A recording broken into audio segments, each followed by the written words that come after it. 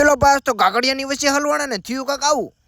આ તો આપણો સુખનો સૂરજ હાથમાં ગયો ને અચાનક થઈ ગયું કામે જવાનો પ્લાન. પછી તો AK-47 અનબોક્સિંગ કરી નાખ્યું, જોઈ લીધું જાગે છે કે હુતી છે. ફટાફટ હાથમાં લીધી AK-47 ને નીકળી જાય સીધા કામ ઉપર જવા માટે. પછી તો તમને ખબર છે કે ગાડી 400 ની સ્પીડ સિવાય ધીમી હાલતી જ નથી.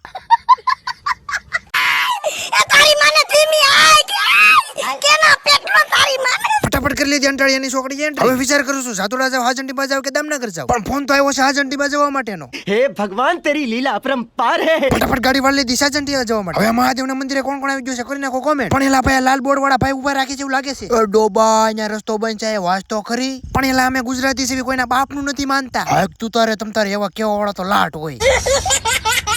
એલે હલવાણા પાવડિયા હા ભોજી હલવાયા જાનું માન ગાન ગુણ સાગર જય કપિલ સતીવ લોક. એલા પણ કેટલી વખત કેવું કે અમે ગુજરાતી છે કોઈના બાપનું માનતા નથી ને માનશું નહીં.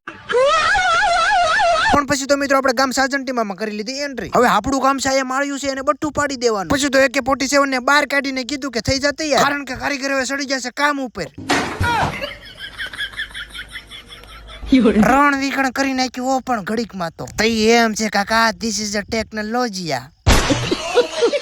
તો ફાઇનલી મિત્રો આપણું કામ થઈ ગયું છે બધું કમ્પ્લીટ ને 1 મિનિટના વ્લોગમાં તો તમને જાજુ નહીં દેખાડી શકું, પણ સાજંટીમાં ગામના કેટલા આપણા વ્લોગ જોવે છે કરી નાખો જલ્દી કોમેન્ટ. મળીશું પાછા નવા વ્લોગમાં. બાય બાય, જય માતાજી.